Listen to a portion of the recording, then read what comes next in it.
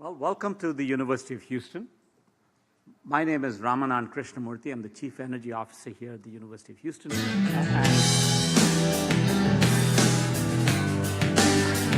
guess that's not walking in music, but so want to thank you all for coming to this event. This is going to be a fascinating discussion about the supply and demand for oil and gas, and it's a pleasure for me to welcome all of you here to this symposium. We have a very distinguished caliber of panelists here and moderator, and we are looking forward to a great discussion. I want to thank several of our sponsors, Houston Public Media, as well as the Houston Chronicle. So Chris, we appreciate the sponsorship from your organization, but that's not the only reason why you're here. In fact, that's not the reason you're here. You're here because of your expertise. So thank you so much. We greatly appreciate that. We have an energy advisory board, and I saw a couple members of our advisory board here who help us with sort of figuring out what types of topics to cover and bring to the students and the community here at in Houston. We also have our Energy Fellows. This is our third class of Energy Fellows. These faculty provide intellectual leadership and demonstrate this through our blogs. These blogs appear on Forbes.com and are also available through our website, and really demonstrate intellectual leadership on the energy front by our faculty. Let me thank a very important part of how this event happens, and that is through our Energy Coalition. The student volunteers who've helped you come into this room and have helped us organize this are all part of the Energy Coalition. For those of you who are not aware of this, the Energy Coalition is a 5,000 strong student organization. It covers 34 different student organizations within the University of Houston, and it is the largest energy student organization anywhere in the country. So we are the Energy University, and this group is amazing. So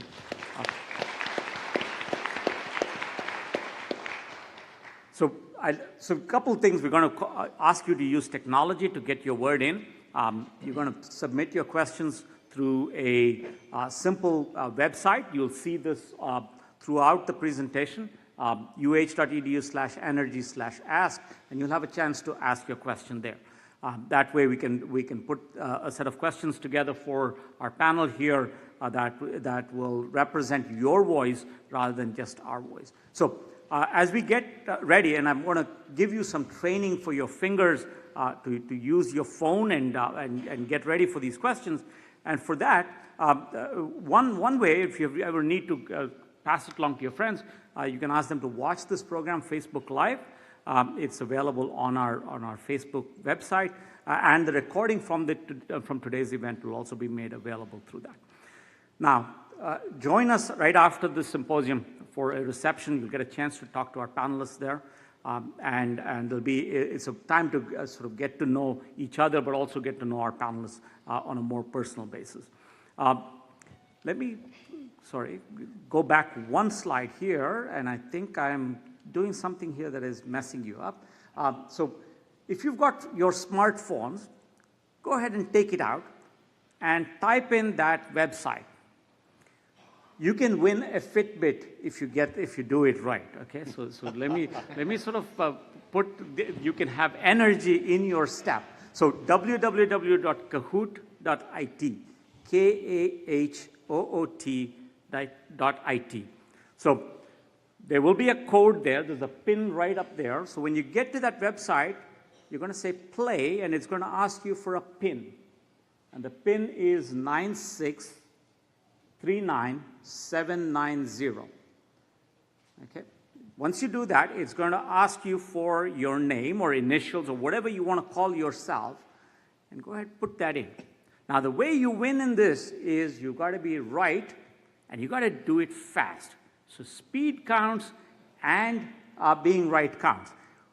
We're going to do this in two parts. We're going to have a first quiz now, and then we'll come back to this halfway through the symposium when all of our students show up from their classes, give them a chance to win something, a drone or a Fitbit. But right now we've got about 50 odd people. If you go ahead and kahoot.it 9639790, and then we will get started. So we've got about 60 people.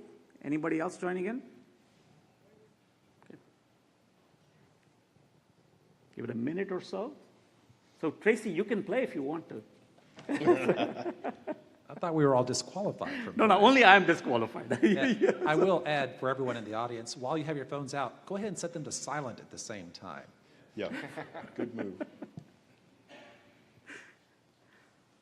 Okay, so let's get started. Okay, 5 questions. Ready?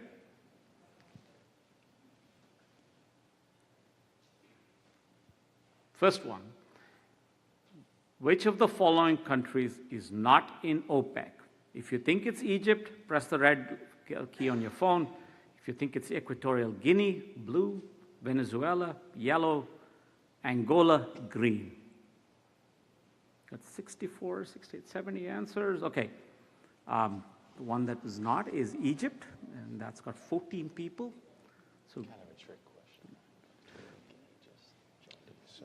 Okay. Remember, speed and accuracy both count, so you still have 4 more questions. So France announced that it wanted to phase out all gasoline and diesel car engines by 2020, 2025, 2040, or 2080.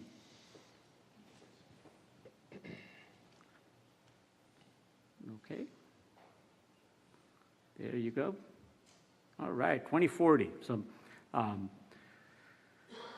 we're not quite sure is leading the pack. Okay, so OPEC members control about dash of world's oil reserves. Okay, so it's 18%, 35, 50, or 80%.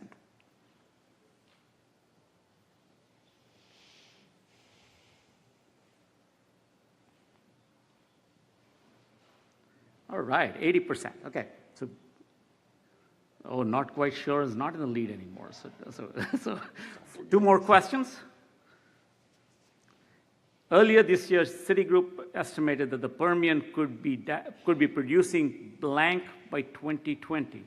5 million barrels a day, 2 million barrels a day, 13 million barrels a day, or 20 million barrels per day. RT is going to probably object to that, but 5 million barrels a day is the right answer, and so we've got about half of you there, quarter of you there. So we've got Tomer in the lead. Last question, so it's all pretty close. So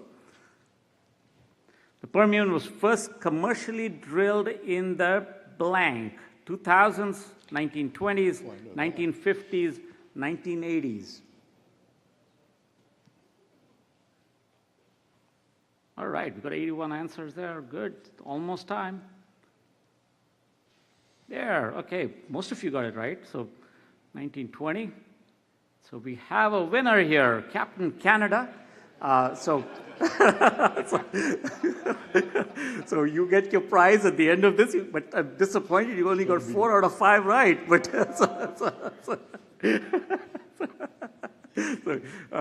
Professor Stewart is the winner, but we'll get his prize out later on. So with that, now that I've got your attention, let me turn over the podium to Tracy Hester.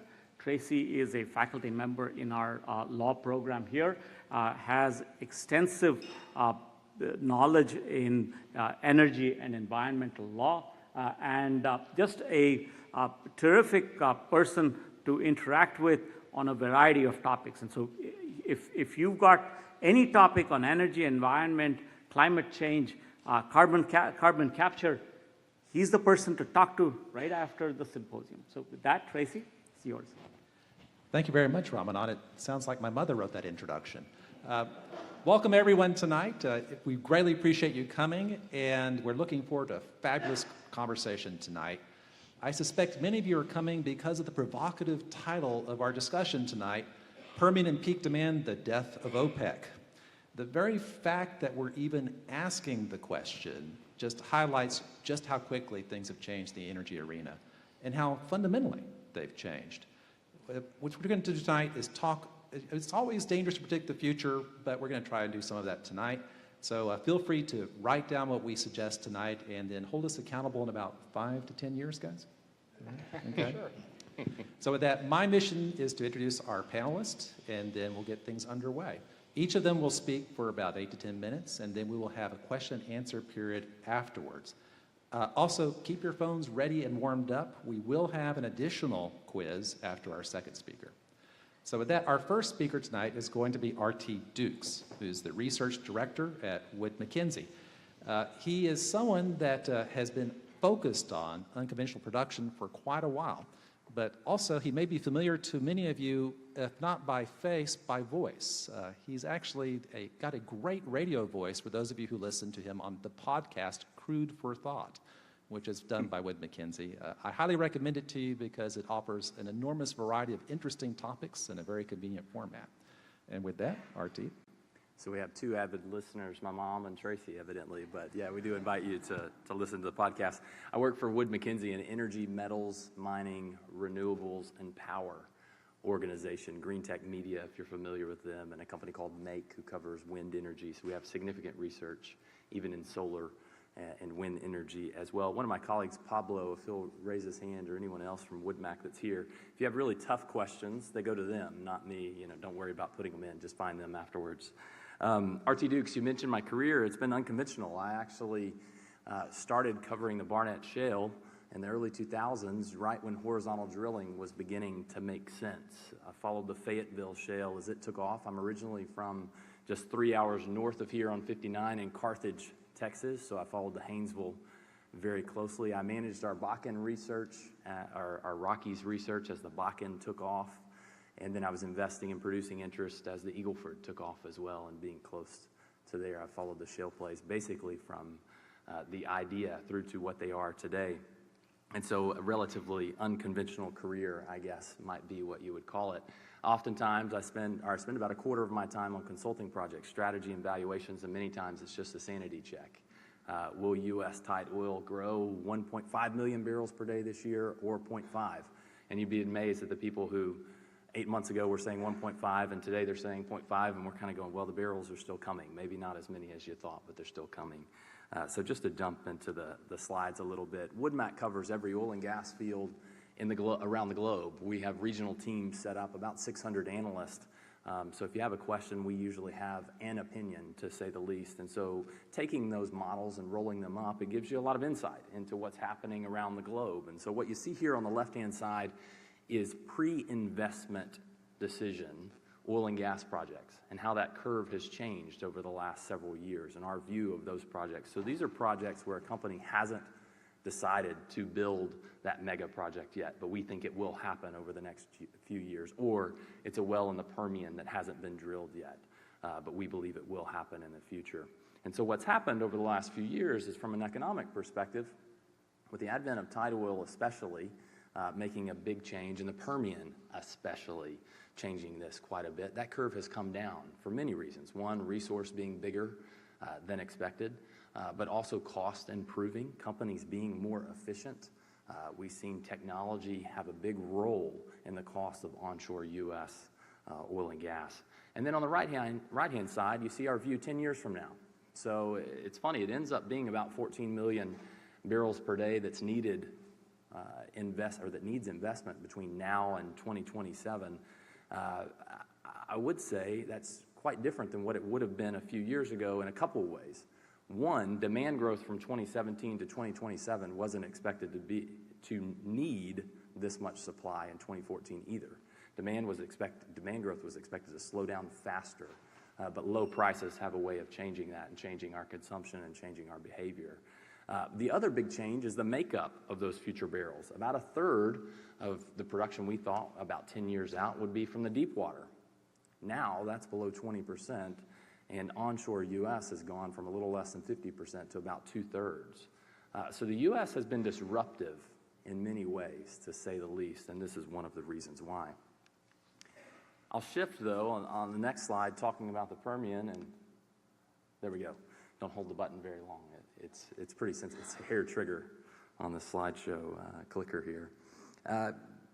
One way of characterizing the prior slide of how things have changed over the last few years is the market wasn't ready for tight oil, and today our outlooks and forecasts are very much dependent on tight oil growth. So the market has gone from being surprised to somewhat dependent when you think about how groups like us do our price forecast. So a stark contrast. But what I would say is we're also assuming some things that are fairly unprecedented. They're uncharted. This is uncharted territory in terms of the activity levels we expect, where we're going in the Permian. If you look at what happened in the Eagle Ford in 2012 through 14, that was basically the biggest boom in a single play that we've ever seen in the onshore U.S. in terms of horizontal drilling in these unconventional plays. And then you look at what we expect to happen over the next few years in the Permian, and it is much bigger, as much as 50% bigger.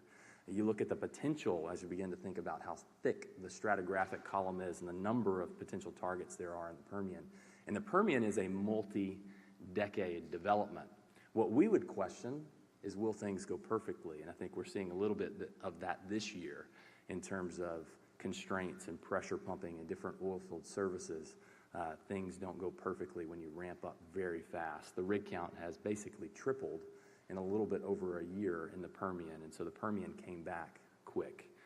On the right-hand side, you see some of the challenges as well. How have well designs changed? So we've gone from early in my career where testing 1,500, 2,000-foot laterals were an exception to that's way below what you would even think about considering today. It's more like 7,500-foot laterals, so 1.5 miles or 2-mile laterals. And as you talk to the guys or listen to Exxon and some of the majors that are in the Permian and what they're considering, it will probably stretch much further than that. Something like 3 miles is being tested, and who knows if it stops there. It's probably where the mechanics become too difficult, and there'll be some technologies to address that as well. But challenges ahead. And so what does that mean in terms of numbers? We're fairly bullish about the Permian. We think it's going to grow for a long time. We think activity will be, or companies will be active there for a very long time, but we do say there are questions. And so there are some things you have to consider. We had big step changes in technology in terms of horizontal drilling and hydraulic fracturing. And we've found the best spots to drill in the Permian, and now the question becomes, what does that incremental well, what does that next well, what does that next reservoir look like? Does the reservoir act the same? If we're thinking about typical petroleum engineering, does the reservoir act the same after you've drilled that first well on a unit? Does number 2, number 3, number 4, number 5, does it produce in the same way that the first well did? Probably not likely. So the questions become, do all of these small technological innovations companies are talking about add up to a big number, or do we need another step change to really keep up, or does Mother Nature win out? And what does that look like? In our view, we ran some sensitivities on that. We tried to find wells that were completed in a similar fashion in a similar area, trying to get like for like. It's actually pretty hard to do because technology has changed fairly quickly. We found a few wells in the Eagle Ford and Bakken and Permian, and it looks like you get some degradation with what current practices are, something as much as 25 or 30%. From an economic perspective, that doesn't necessarily mean the economics are bad because you've sunk a lot of cost before you drill that second well. You have infrastructure in place. There are things that don't go into the economics of that second well that help. The question becomes, can you manage those declines, or can you improve your completions to make up for that loss, or does Mother Nature win out? And the divergence in our forecast is actually pretty big. If Mother Nature wins and technology doesn't win, we think the Permian could peak as soon as 3 or 4 years from now. Technology, our basic technology and cost assumptions, Permian wouldn't peak for closer to 10 years. It would peak just from a tight oil perspective at something like 5 million barrels per day. Add conventional production, and it's much over that, or closer to 6 million barrels per day. But what I would highlight, that divergence just in the next decade is about 1 million barrels per day. We would say, in our view, just 200,000 or 300,000 barrels a day in change in our 2025 outlook changes the oil price by about $10 per barrel. So that's a significant number to watch. What you think is going to happen in the Permian, it really does drive what you think is going to happen with global oil prices. And with that, I'll end and wait for questions. Excellent. Thank you, RT. Then, can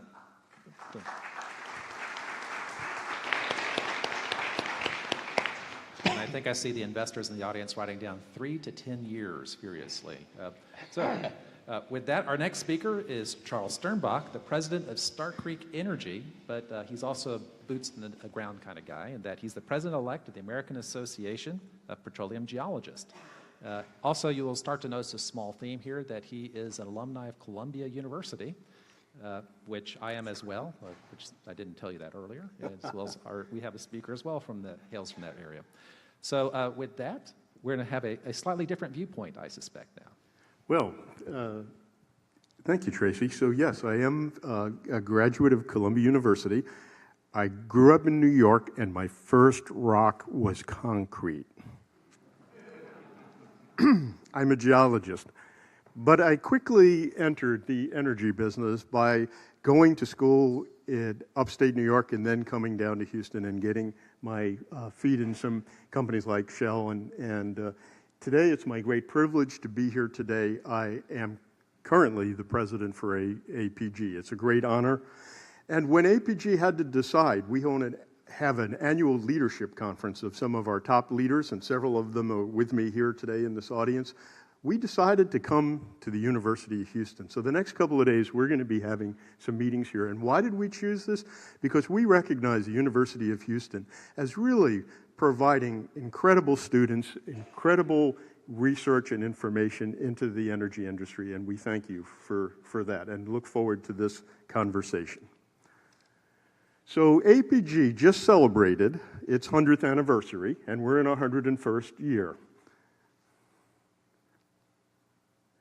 We have 3 key goals this year. I'd like to just mention them briefly. For any group that's 100 years old that's basically in technology transfer, we have to manage our finances and be prioritized. We need to work with our members, and we have about 30,000 members. But what's interesting, the conferences, the information, the papers, the things that are our basic intellectual property are used by a much bigger group, at least 70,000 people. So we have a rather large sphere of influence. And our prime focus is really about content. So we really want to make sure that the things that energy professionals need today, that they're getting the content that they can use to be more effective in their jobs.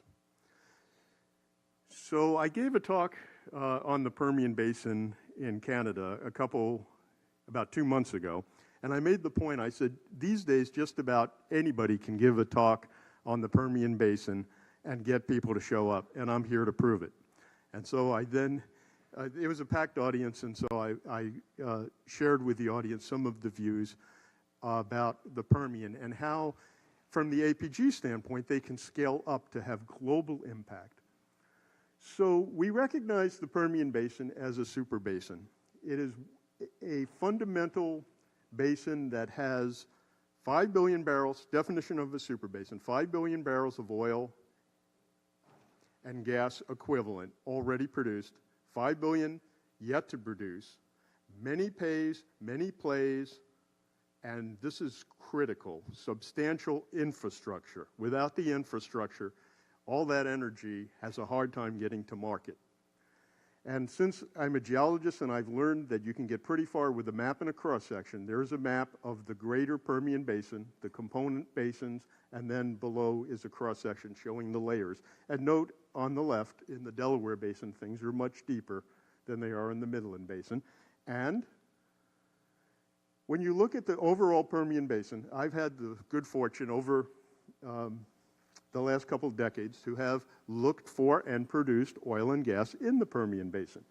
And back in 1976, there was peak production. And for the last several decades, it's quite remarkable that it looked like there wasn't much left to happen. And of course, what we all are aware of is the rapid transformation, very rapid, in about 2006, a major inflection point, and we're now back above the peak daily production in the heyday of this basin.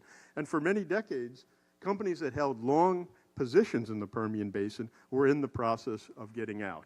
But the Permian has some incredible things. It has great resources, and it has the infrastructure and the can-do spirit that have provided the ability for innovation to get tested and to be rewarded. And so, some of the numbers for the Permian Basin, it's produced about 40 billion barrels of oil equivalent. Some of the current estimates are that it has the ability to do that much more and perhaps even double that.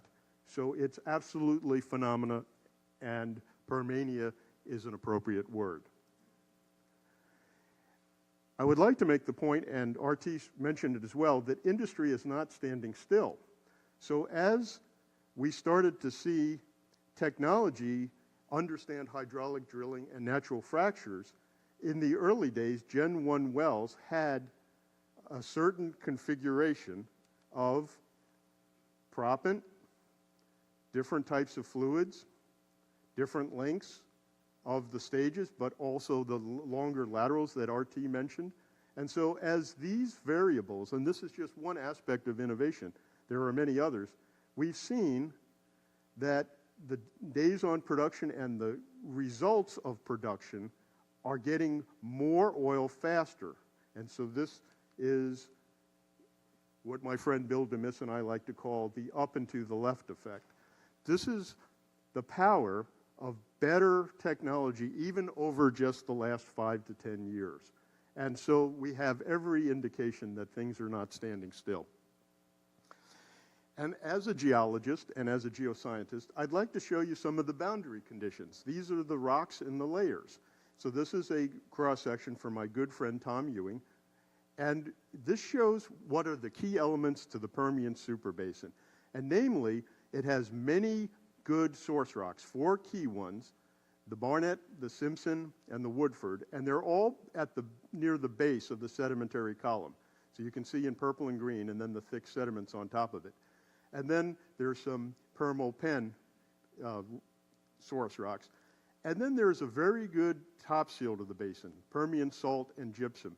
But what's phenomenal is that the best source rocks are at the bottom of a thick sedimentary package so that the energy and oil that come out have opportunities to supply all of these reservoirs. And so that's a very important big picture view why the Permian Basin stands out. And then the thermal maturity is quite amazing, and there are, I'm sure, more up-to-date maps than this. But what this shows is that a very large area of the Permian Basin is all in peak oil maturity. And in the deeper part, oops, thanks for warning me, RT, about that quick trigger here. There's a part in the Delaware Basin that's actually gas because it's hotter and deeper there. But there's also, it has already gone through the oil window. So the Permian Basin is an absolutely amazing basin. Oops. So what I think is important and relevant to this discussion is that when you look at this the world's richest petroleum basins around the world, and you just look at the top 25, and we'll call them the super basins, the Permian is just one of them. So the potential already is being realized in many of these other basins, the Appalachians, the Gulf of Mexico, the Anadarko Basin, Western Canada Sedimentary Basin, North Alaska. We're starting to see some very significant things happening in Argentina and pre-salt Brazil. So there has been a major Western Hemisphere adoption of a lot of the technologies. And some of the technologies for these global super basins have potential and are in the process of being evaluated and realized in the rest of the world. And the potential is huge. Just looking at some of the studies by IHS Markit, who have helped define the super basin concept, they're on the order of an potential additional 860 billion barrels of oil. So this is a major phenomena using some of the new techniques. And so as we look at the future for industry, with 25 super basins, the world is really watching what's happening in the Permian Basin. And that these skills and techniques have global applications, the potential additional upscale is huge, and that this affects, some of you may know my good friend Scott Tinker, and Scott loves to talk about the 3 E's, energy, economy, and environment, and how they actually work together. Because a lot of the new energy techniques are creating major economic improvements, not just in North America, but also are helping with the environment because we're using existing infrastructure and working to reduce our footprint and also to make better energy choices that are cleaner for the environment. And then one of the key things as we go global is that there are choices by countries about adopting the practices that can lead to energy prosperity. And so this is a conversation that's ongoing, and I think it's a very important discussion. And so APG strategy for our members, for people in the energy industry, is clear and simple. We need to go where the energy is. We need to stay focused on the world's richest petroleum basins. And so, whoops. We are in the business of having conferences. We're going to have one next March right here in Houston at the Hilton. We're going to get the best speakers, the people who understand each of those basins that I showed you on the map, to come and present the technology that they're using. So yes, we'll have representatives from the Permian, and yes, we'll have representatives from probably 15 to 20 global basins. And the point is to share best practices and to really evaluate where are we, what have we learned, because we're in an energy renaissance, and we are just at the beginning. And APG is very focused on publication. So in a study that I did on giant fields, and I realized that some of my fellow panelists have written books, so I thought, well, I better put my book up here. We've looked at 1,000 giant fields over the decades and featured several of the most significant recent discoveries. And something very important came out, and this is also something that we've talked a bit about, is that there are these red dots are gas fields that are giants, 500 million barrel oil equivalent or greater, and the green are oil fields. And what is important here is that there are some significant sedimentary packages that have yet to be drilled. So these would be of long cycle type reserves, whereas a lot of the super basin unconventional resources are short cycle. So with that, and these are some of the recent giant fields, my hat's off to the Permian.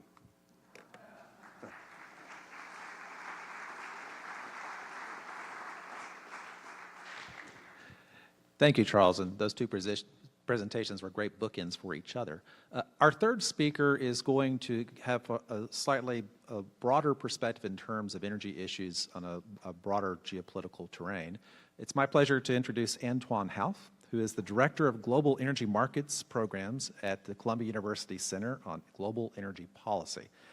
He's also the co-founder of Kairos, if I'm pronouncing that correctly, which is a data analytics company that focuses on using satellite and other machine learning data to identify transportation and storage issues for energy markets and industry. But the most interesting thing, as many of you have probably already seen from the bio and the handout, is that he's really a one-man think tank. He's been a chief oil analyst at the International Energy Agency, lead industry analyst at the U.S. Energy Information Administration, head of commodities research at Societe Generale, brokerage unit Newedge, and director of global energy practice at Eurasia Group. So there is no question you can ask him that he doesn't know the answer to, just to put you on the spot a little bit. I'll also say he did an excellent piece of writing on how Harvey highlighted some resiliency issues for the energy infrastructure in the Gulf. So with that, the podium is yours. Thank you. So I guess all what he said means is that I'm able to fake it on many different topics and hide my ignorance, or maybe I became aware of my ignorance in many different fields. So the title of the panel deals with both supply and demand, and I thought I was going to share a few thoughts on each of these topics and try to bring it together in terms of what this means for OPEC. There's been really, on both sides, dramatic developments that are game changers. Shale oil has been described as a disruptor, as a game changer. It's not only changed the perception of scarcity that prevailed until it appeared to a perception of abundance, but it also transformed the nature of the business. It's a very different type of industry. It's short cycle, it's low initial capital requirements. So it makes it very difficult. It undermines earnings from other companies when the supply is abundant, but it also makes it more difficult to invest, complicates investment decisions. Peak demand is something that's been very much in the news. There's hardly a week without a new op-ed or article in the mainstream newspapers, in the Financial Times or the Wall Street Journal, or more specialized publications about the imminent end of the oil age. Both developments are very new. So the oil market has always been cyclical. There's ups and downs, booms and busts. But this is different. This is about an existential threat to the oil industry and to the oil producers. If peak demand happens, if oil demand reaches an inflection point and we transition to cleaner fuels or other fuels, then that's a big existential issue for countries that depend overwhelmingly on oil exports for their revenues and for their budget. So there's few countries that have been more directly affected by this than the OPEC countries. And really, most of them today are in great turmoil, in greater turmoil than possibly at any time since the beginning of OPEC back in the 1960s, and possibly actually much longer. Actually, you have to go back to the history, in some cases, of the early days of those countries to find periods of turmoil comparable to today. In Saudi Arabia, the country goes through a transition now that's maybe the most significant since the discovery of oil in the 1930s. In the Middle East, the republics of the north, Iraq, and also non-OPEC members, Syria, Libya, have always been volatile compared to the monarchies of the Persian Gulf.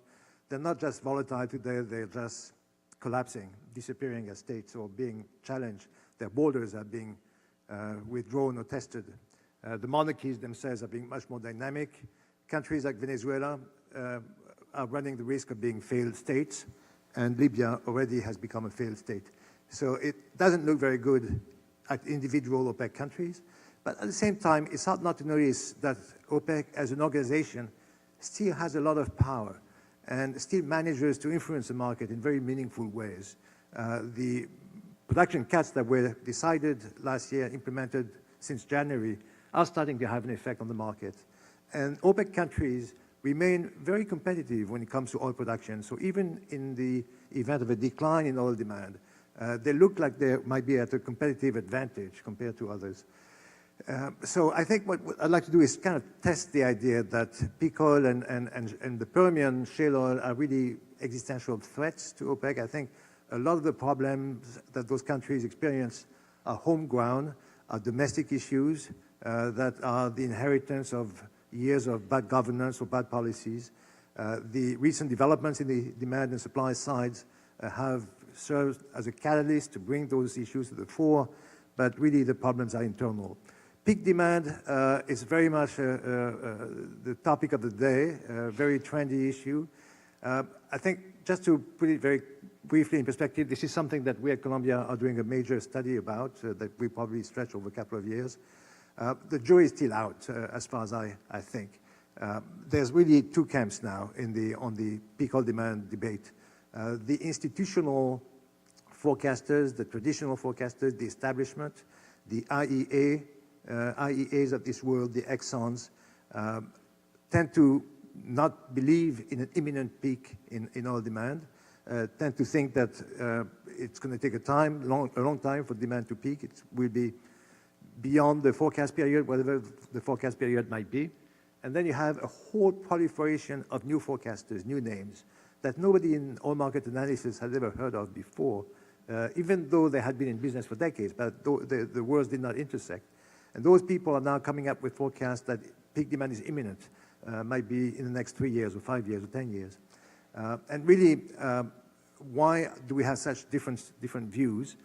It's not just a difference of opinions, it's really those two groups are speaking different languages and using different methodologies.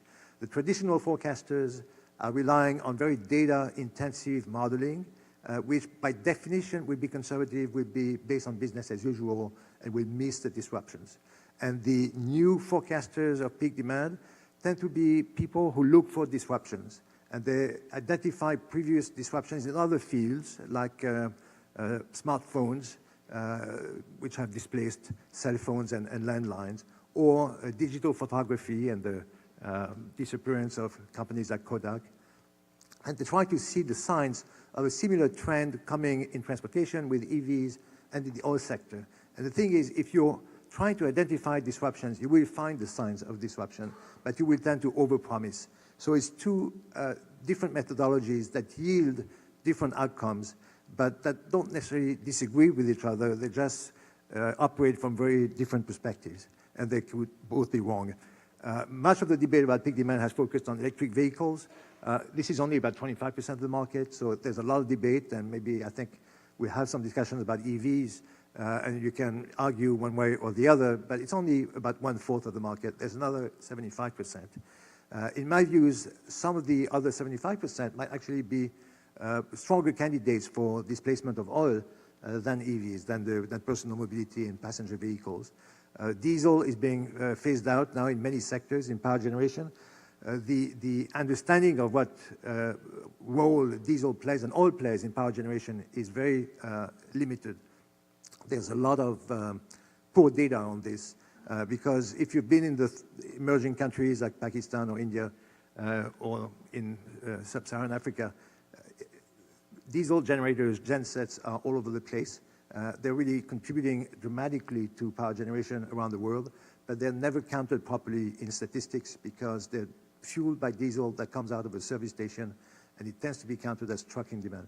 So, but in fact, diesel generators are coming out of business. There's a lot of technological improvements and frontier work there, which really has the potential of displacing those devices in the very short term.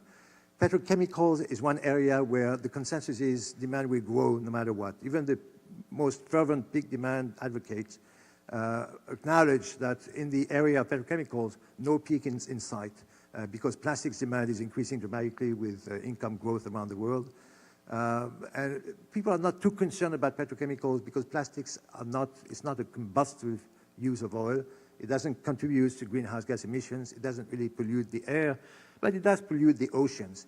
And by current trends, if the consumption of plastics continues at the pace it does today, the oceans within a few years, probably 2030, will have more plastics than fish.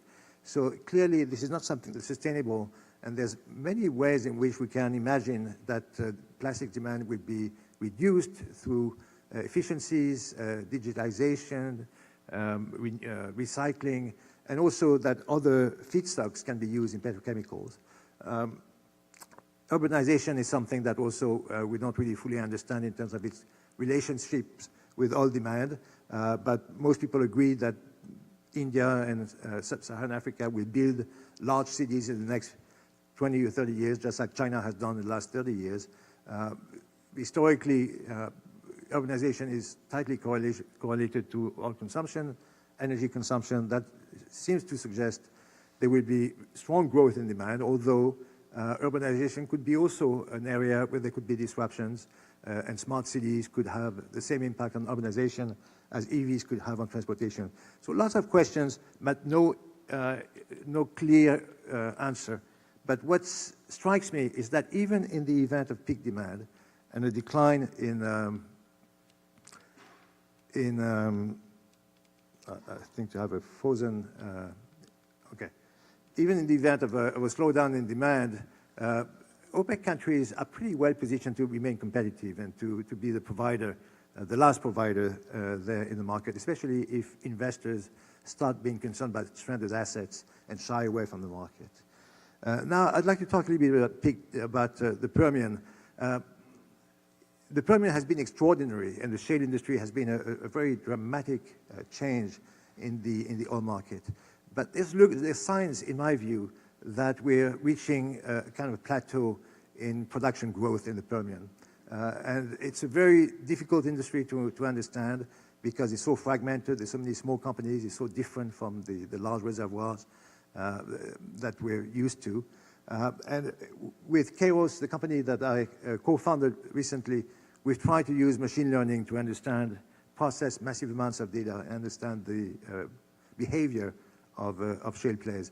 And here we've seen that, we found that in the last few years, since about 2016, the last few quarters, there's been a plateauing of productivity growth in terms of length of the drilled and perforated well.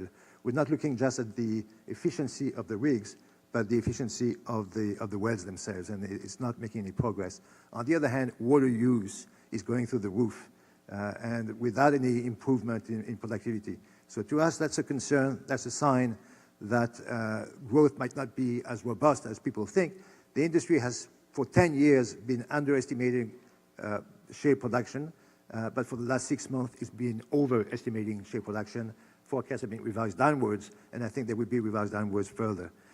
What's remarkable, I skip a few of those, but what's remarkable is that OPEC has gone together. It took a step back initially after the first collapse in prices, but it's come back together under the leadership of Secretary General Barkindo, and it's extended with an agreement involving heads of state for the first time and reaching out to Russia and getting Russia to cooperate. And as far as we've seen using satellites, it's been a great success story. The level of crude inventories outside of the OECD, so far they've been only measured in OECD countries, very poorly outside of the OECD. But using satellites, we can now measure the development of stocks across the world in countries that do not report their inventory levels to the OECD. And there we've seen very dramatic draws in the last few months, in line with the draws that we've seen in the OECD. So we see a dramatic tightening of the market, which is really consistent with the recovery in prices that's starting to appear, and I think will lead to further gains in prices looking forward. So the few thoughts that I really would like to highlight in conclusion is that the threat of shale production perhaps is not as great for OPEC producers as it's been described. Sure, shale has been a game changer. Sure, the surge in shale production has been the fastest production growth ever recorded in oil history. But now shale is hitting headwinds, or at least is losing some momentum in its growth, and doesn't look like it has the price elasticity that was that people thought initially. There's a lot of inertia in shale movements, and it's not, in my view, as great a threat to OPEC producers as it appears. Peak oil demand is really a matter of speculation. We've been there before. We've forecast peak demand before at other times in the boom-bust cycle of the oil market. Sure, there's dramatic changes in the way we use oil, in the way oil fits in the supply mix. There's dramatic changes in interfuel competition. But OPEC producers are OPEC producers for a reason, because they have great resources. They're low-cost producers for the most part, and they have a competitive advantage. So the real problems that those countries have are really homegrown. In the case of the monarchies of the Gulf, for instance, it's rapid population growth, it's high expectations from the population about income, and it's really those countries are really victims in a way of their own success, plus the growth of the princely families, which is now unmanageable from a budget standpoint. From the point of view of countries like Venezuela, it's years of mismanagement, it's the resource curse, it's poor governance, and it's a legacy that will be very hard to shake, but which is not entirely due just to changes in demand or in competition from the shale sector. And finally, the last point to make is some of the changes in the region, in the Middle East in particular, also have to do with changes in geopolitics that go beyond oil, and have to do in part with the retreat of the US from the international scene and the abdication over the years, not just in the recent administration and the current administration, but even before that, by the US of its role as a global leader and as a policeman of the region. Thanks.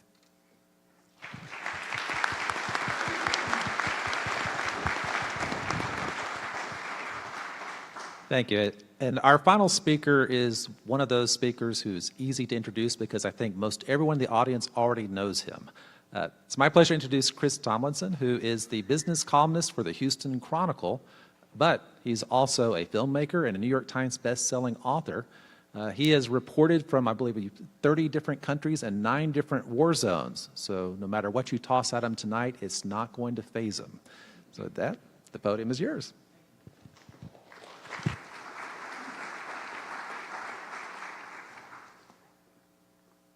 Well, I'm the heretic in the cathedral today.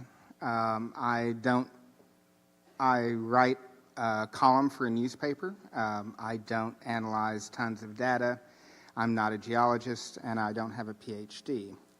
But I do know a thing or two about business and human nature and my experience reporting from around the world. And the one thing I can say is that, we can talk about the industry all we want, but we also have to talk about the consumers, because it's the people who use oil as a transportation fuel that will really determine its future. And when Antoine talks about how the two sides of the debate over peak oil are speaking across one another, this is one of the reasons why.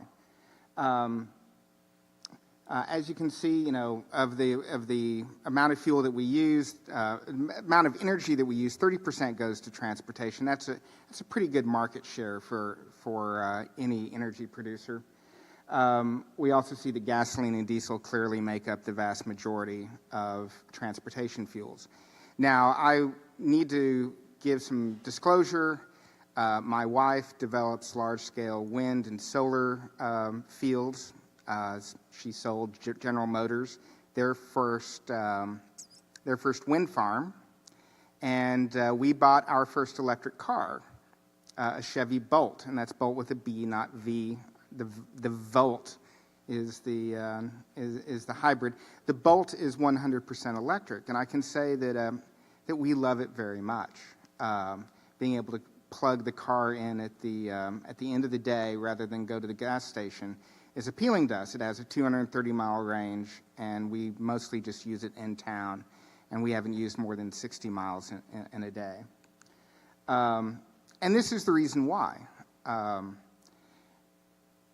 My wife is from India. We go to India quite frequently, and last year when we were there, we could barely breathe. And we go visit her cousins, or my cousins, and they talk about how they're deeply disturbed that their children are growing with asthma and respiratory problems because the air has gone so bad. I used to work for the Associated Press. They have declared Delhi a hostile environment. It's an unaccompanied assignment now. You're not allowed to take your family when you are assigned to Delhi because the air pollution is so bad. Delhi also just took over from Beijing as one of the most polluted cities. And it's important to talk about China as well because, they've just shut down 750 factories for the winter because they're trying to clean up their air. And while the Chinese people may not be really interested in voting anytime soon, they are very concerned about the health of their children. If there's going to be one source of political unrest in China, it will be because of air pollution and the poor health that causes. Okay, there we go. The other thing that I see in a lot of the forecasts is that when we predict growth, the only parts of the world right now where we're really predicting an increase in consumption of petroleum products is in the developing world. In Asia, in Africa, in the Middle East. Well, one of the problems that I have to ask, as someone who lived in Nairobi for so many years, where are these cars going to go? Who's going to build the roads for these cars? Who's building the parking lots? Because in developing countries, this is not as careful a plan as what we have in the United States or Europe. I'm not convinced that the forward planning is enough that we're going to be able to accommodate all of the new vehicles that a lot of the oil companies expect Africans and Asians and people in the Middle East to own. So even if they are willing to live with the horrible pollution, where are they going to park these cars? Now, one of the reasons why I think one of the big debates that we have in the office, and I have with a lot of experts on Saudi Arabia, is how seriously do they take the threat of electric vehicles? I'm told by people within Aramco that they are very concerned about stranded assets, that one of the reasons why they allowed the price of oil to drop is because they saw cars like the Chevy Bolt and the new Tesla coming out at affordable prices. You know, because what I only pay $1 to go the same distance that a gallon of gasoline will take you. So for $1's worth of electricity, I can go the same distance that you're paying $2.39 a gallon to go. So the economics right now, the big problem with the economics of electric vehicles, frankly, are the cost of the batteries. And while I paid under $30,000 for my Chevy Bolt, I also know that Chevy paid a lot more than that to build it. It's a loss leader at this time. But that isn't always going to remain the same. You know, we're going to see the cost of batteries go down. We're going to see the cost of the electric engines go down. At the University of Texas, at Austin, I interviewed one of the original inventors of the lithium-ion battery. His name's John Goodenough. And over the summer, he announced that he had found a way to replace the liquid electrolyte in lithium-ion batteries with a solid state, a ceramic-based electrolyte. And that's revolutionary because that means that these new batteries that use a solid-state electrolyte are not a fire hazard. You can also charge them 10 times faster, and they can hold 10 times as much energy safely. He's already licensed that technology, and he predicts within 5 years it'll be commercially available. Now, when I wrote that column about his discovery, a lot of people said, oh, no, he got it wrong. And then 3 months later, Toyota announced that they had made a similar breakthrough, that they now also have solid-state batteries. So you as the consumer are going to be given a choice very soon between a car that is electric and a car that is gasoline-powered that will be virtually equal on every level in terms of range, refueling, and cost. So which car would you buy? And I'll tell you right now, I love my Chevy Bolt. Now, this is Bloomberg New Energy Finance predicting that the market penetration of electric vehicles. I could throw up IHS Market. I could throw up any of the people that Antoine pointed out. They're all kind of the same direction. I throw this up from Pura. This just came out on Tuesday. They felt coerced. Pura is part of S&P Global Analytics, and they felt coerced into making a more bullish case for electric vehicles because their clients were demanding, explain to me this peak oil thing and why I shouldn't take it very seriously. The most important thing to know here is that the price of oil has to stay below $60. If gasoline-powered vehicles want to compete with electrics after 2023 or 2025, oil is going to have to remain cheap. And that's going to be the challenge for the Permian and for OPEC, frankly, is how they can continue to produce their product at a price that's competitive with the lithium-ion battery. And for that reason, I think we're going to see sustained low energy prices. And so, here are my takeaways.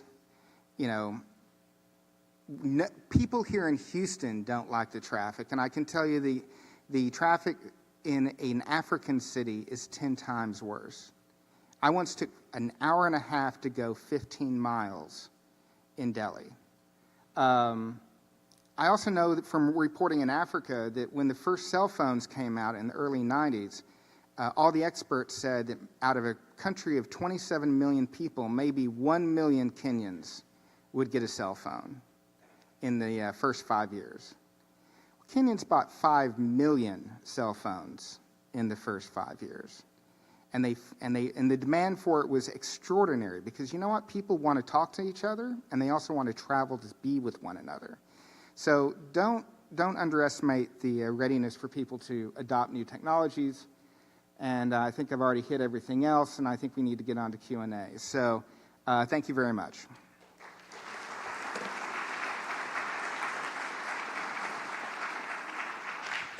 Thank you, Chris. And we will go to Q&A in just a second. Please be thinking of your questions and send them up. We're collating them to distill the questions down. Before we do, though, we wanted to give you one more chance to limber up your synapses. We have the second half of the quiz, and I believe there might also be a prize for this half as well. So pull out your phones, get your fingers ready. Remember, speed and accuracy count. And there is the code you need to type in to access the quiz. Good job. I'm really interested in... So far, only one player, so he or she is guaranteed to win. Oh, there we go.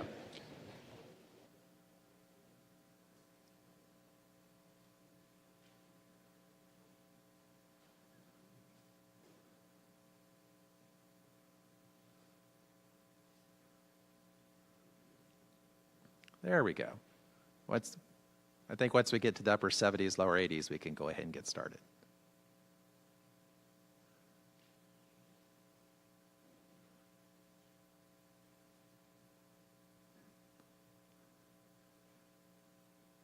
There we go. And they're still rolling in.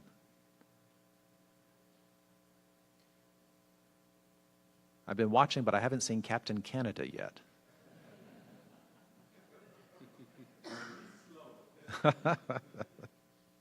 Okay, so that looks like we're right close to 100, so why don't we go ahead and get started?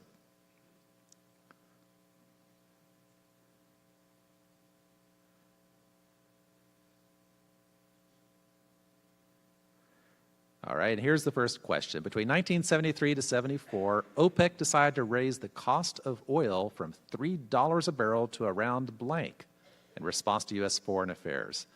$70 a barrel, $12 a barrel, $4 a barrel, or $22 a barrel? And the answer is $12 a barrel, and with the majority got it right. Nicely done. The cryptic JA got that one.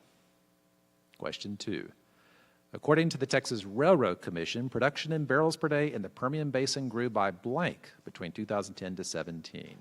130,000, 86,000, 860,000, and 20,000 barrels per day.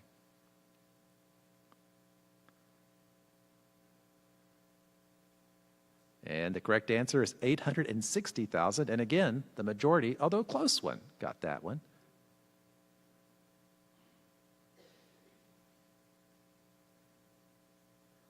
Bloomberg report forecasts that electric vehicles will account for more than half of all new light-duty vehicle sales globally by 2040 and will displace blank barrels per day of transport fuels by 2040. 80,000, 1 million, 8 million, and 20 million. And the answer was 8 million, and again, a majority. You guys I definitely are picked up from the first round. Question 4. The U.S. oil and gas industry and the adoption of blank and blank have reversed 4 decades of declining oil production and added over 4 million barrels per day of new production between 11 and 2014.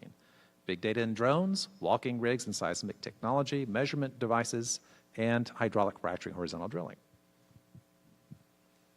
And wow, y'all nailed that one. Of course, the entire panel was a cheat sheet for that question. And the final question. According to 2017 BP Statistical Review, global primary energy consumption grew by blank or less in each of the past 3 years. 1%, 5%, I believe that's 15%, and 30%.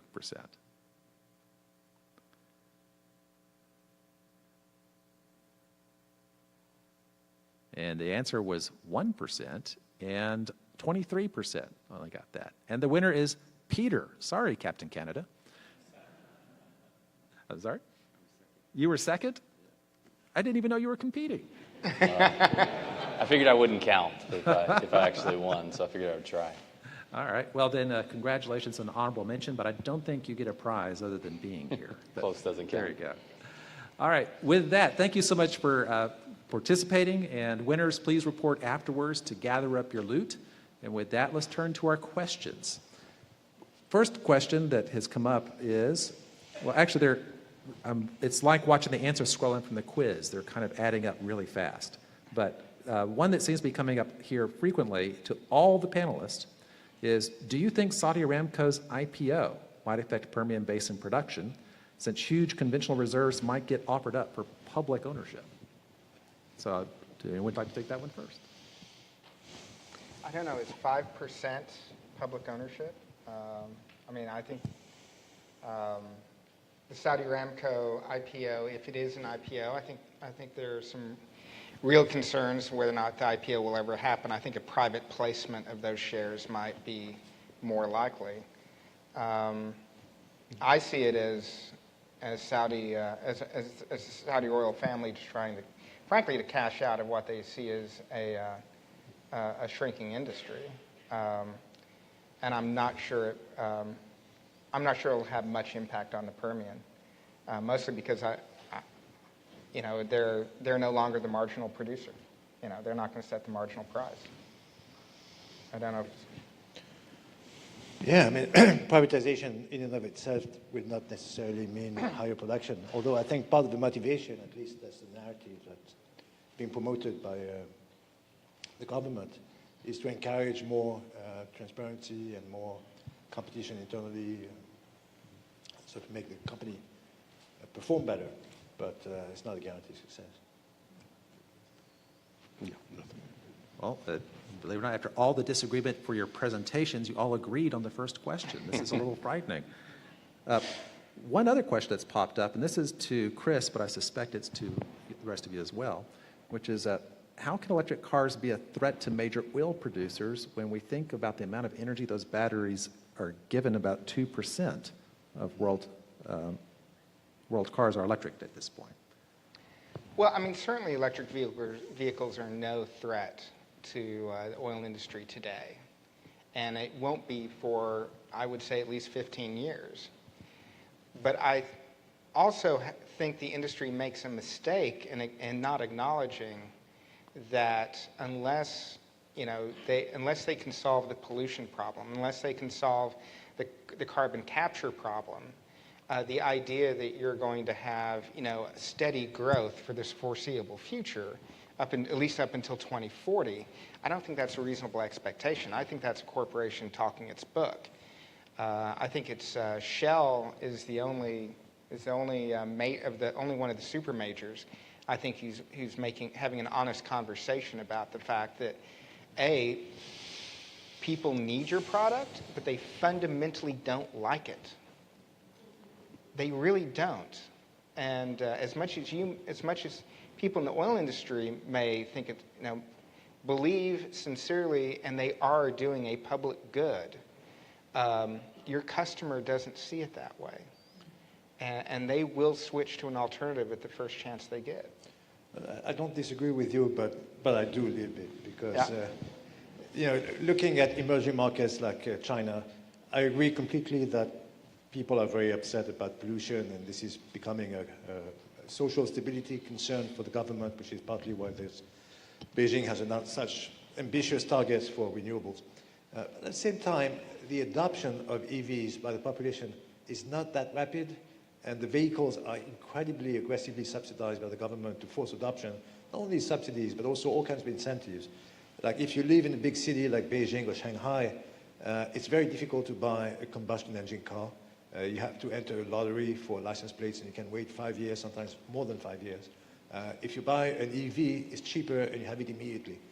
Yet most people go for the lottery and choose to wait rather than have the EV right away. So there's a kind of disconnect between the broader aspirations to a cleaner air and at the same time the consumer preference for an ICE car, which is not intended entirely to be driven in China. A car is a social status symbol as much as something that's used for practical daily life. So preference still goes, I think, to ICE cars, surprisingly. But just as the oil industry develops its technology and produces a better product and improves, it would be wrong to think that the cheap, flimsy EVs that China's producing today and kind of shoving on their population is going to be the EV 5 years from now. So just as fast as the oil industry is trying to produce more oil quicker, cheaper, more efficiently. The exact same thing's happening over in the clean transportation sector, and every oil industry executive I speak to ignores that. And, I would just add one thing. I mean, in the studies that I see, because I mean, we have an opinion on where EVs are going, and I personally think it plays a part in the portfolio of cars and automobiles. But the biggest thing is ICE engines don't sit still either. There have been some pretty big technological advances announced over the last couple of years that improve efficiency quite a bit. And when you start thinking about thermal efficiency, you get closer to 40%. If it's natural gas or it's oil or it's coal, I mean, you're pretty competitive from an emissions standpoint. And so there's some things that we don't quite know yet. It's in the early days of the industry as well. So that there's some costs that aren't in EVs yet. I mean, you're not paying fuel transportation tax. You're not paying cost of disposal yet because the industry hasn't got that far.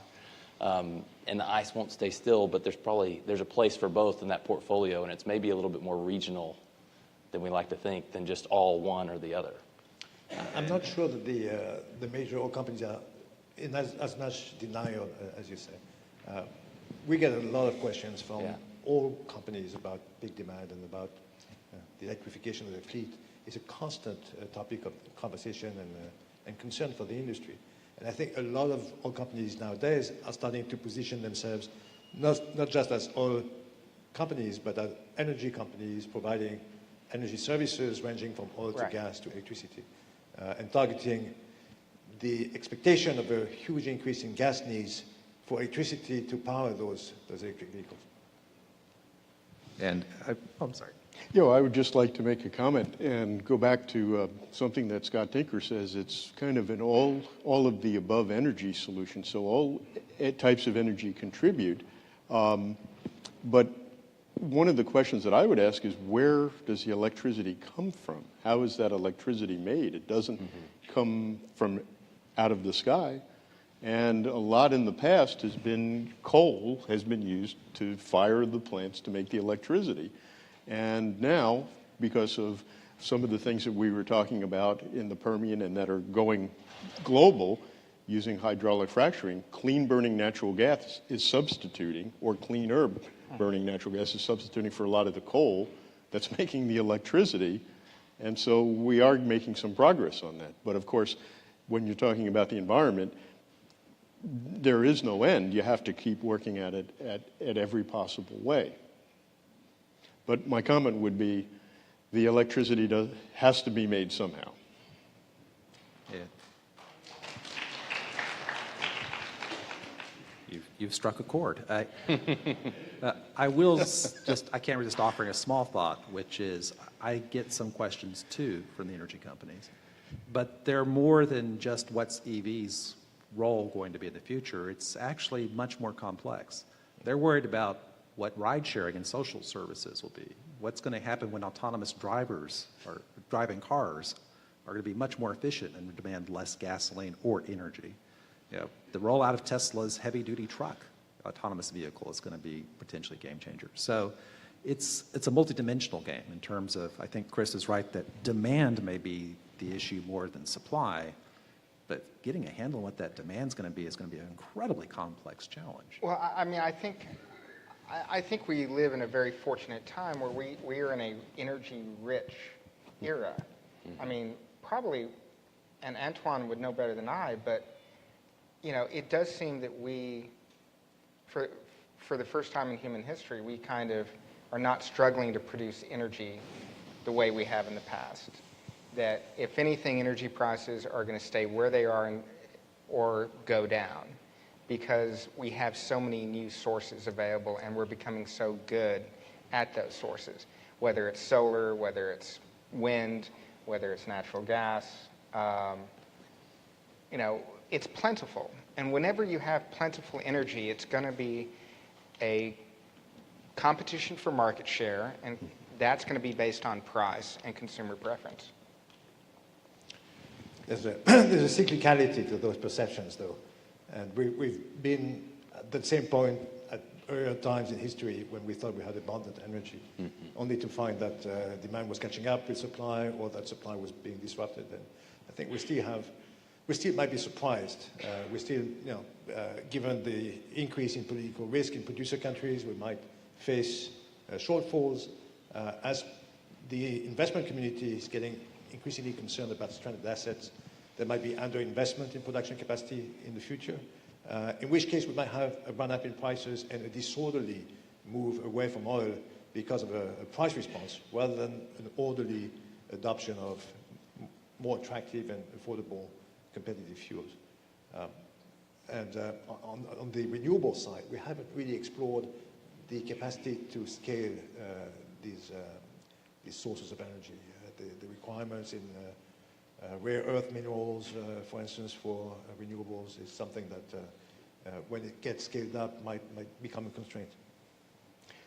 I would like to add something off of what you said, Chris. You mentioned that having affordable energy can be transformative.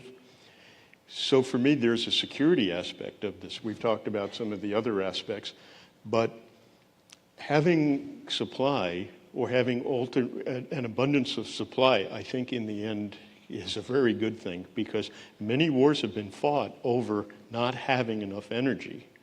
It's something people want for a better way of life. And when we recognize how powerful energy can transform people's lives, everyone wants it. So having it as an option, as reasonable and affordable, and from the strategic standpoint,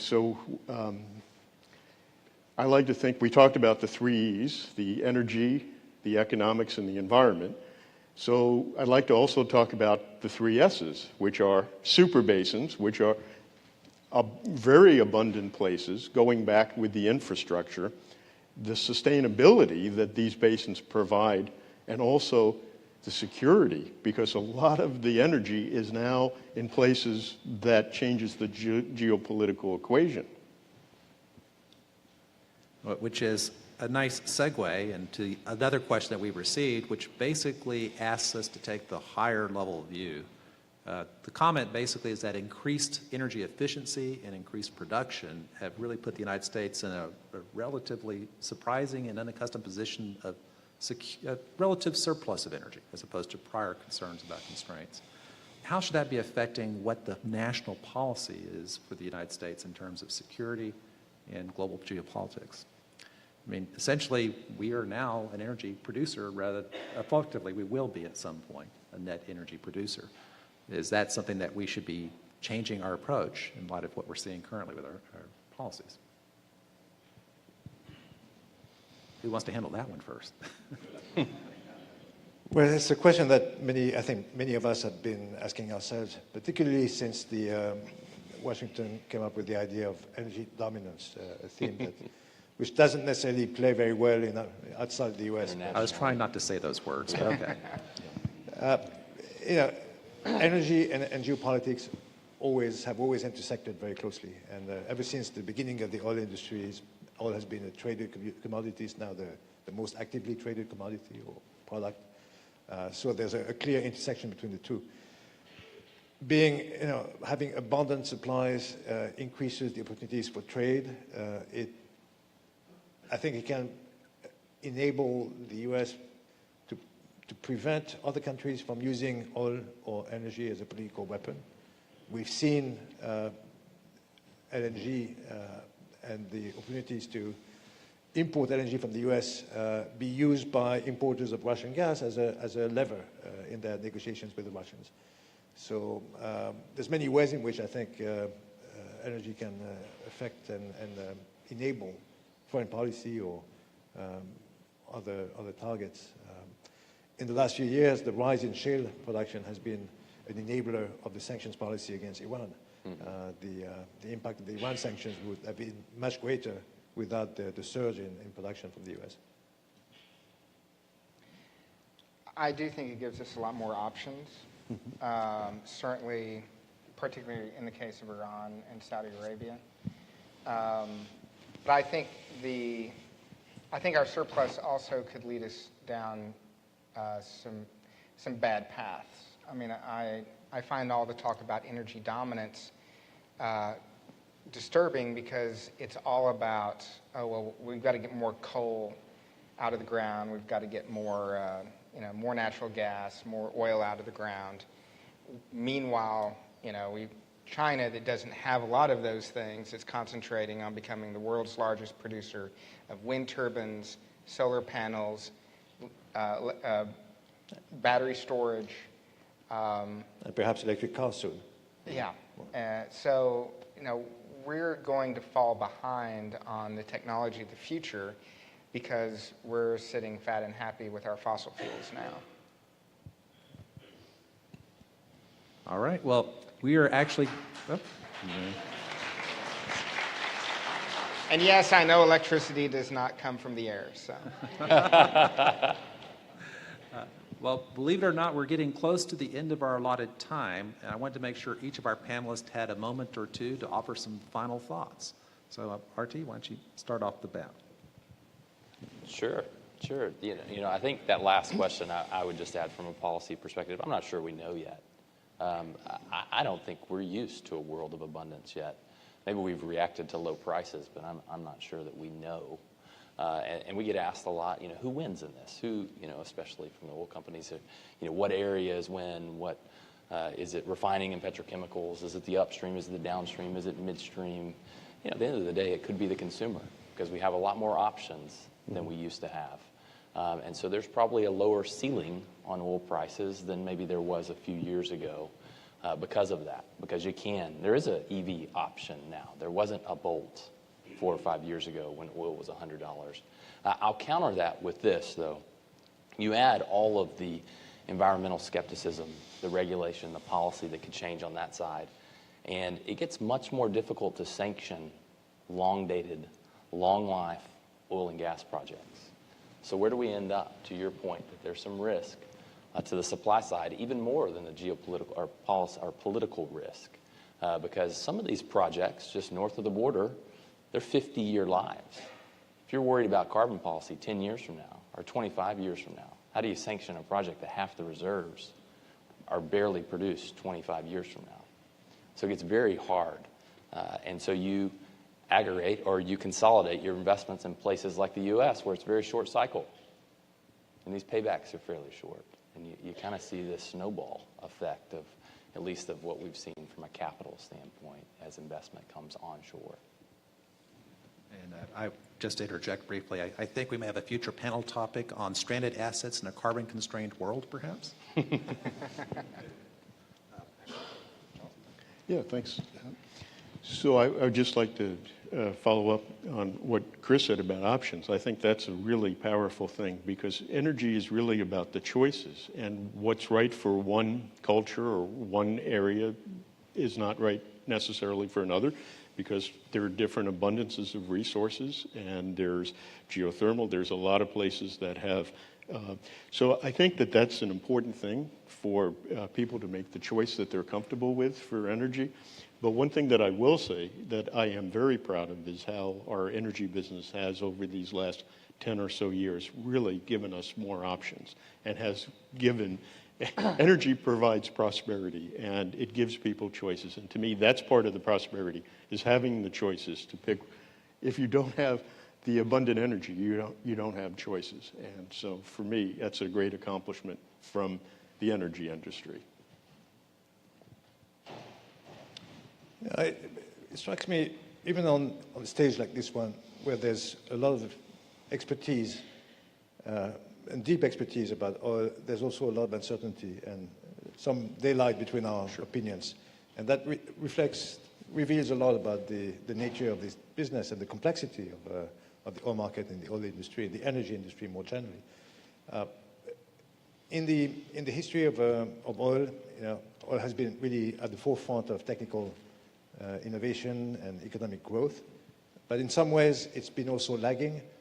And some of the changes that will, I think, completely transform the energy industry are not coming entirely from the industry itself, but also from larger changes within society and the economy. So one particular example is the oil industry has been quite slow to adopt the benefits of digitization. Machine learning, big data has started to make inroads into production and for process optimization. but we're just now starting to use those techniques for market transparency, to better understand trade flows, make better forecasts, better assessments of consumption and so on. I think that will transform the industry dramatically. But the changes will go beyond that, and I think digitization will really affect profoundly the supply side of energy, but also the consumption side. And we haven't really begun to understand and to appreciate the significance of those changes and where they will take us in the next few years. And I would be remiss if I didn't gently point out that you're exactly right, and that there are folks at the University of Houston who agree strongly. We actually, for our 4th energy symposium, are going to be talking about artificial intelligence in the energy industry. So, Yep. Chris? I read somewhere that most traffic accidents happen between at dawn and at dusk during the transition periods, because they're the most uncertain. And I think that's where we are really in the energy industry. We are going through a transition. You know, the old saying about, you know, if you give a price, don't give a date. If you give a date, don't give a price when you're making forecasts. My point of being here is just to say, you know, it is a transition period. There are a lot of unpredictable things that are going to happen. I agree with Antoine. We've got, right now, I think we have the most geopolitical risk in the Gulf states that we've seen in the last 10 years. We saw at the end of the Cold War, when we saw the collapse of the Soviet Union. I made my career as a war correspondent over the next 15 years, covering all the wars that spun off from that collapse. It's an uncertain period, it's a dangerous period, but it's a period that I think we all have to be flexible. And that would be my message, particularly to the students, is that things are going to change a lot, and the more flexible you can be, the better off you'll be. Excellent. And on that graceful and optimistic note, let's thank our panelists.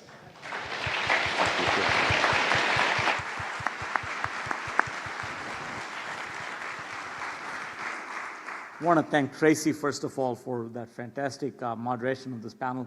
I think we saw how civil debate can happen. And I think the fact that we thought there was daylight and then we saw a convergence of viewpoints, this is why we run this sort of symposia here at the University of Houston to really understand the nuances of where energy comes from. So thank you all. Thanks to the panel for putting together such an impressive performance that you've all put together. I want to thank our sponsors again, Houston Public Media, who's streaming this live, Fuel Fix, in the Houston Chronicle. I want to thank our Energy Coalition members for all of their help in putting this event together and helping us make it a success.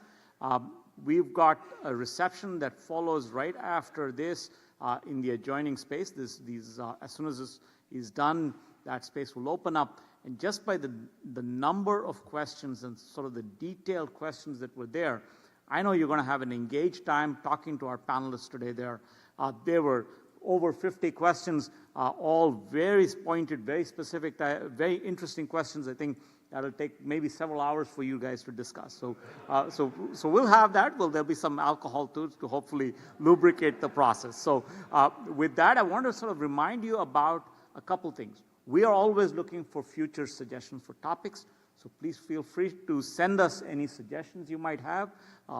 You will get a survey tomorrow. Please fill that out, so give us suggestions for topics.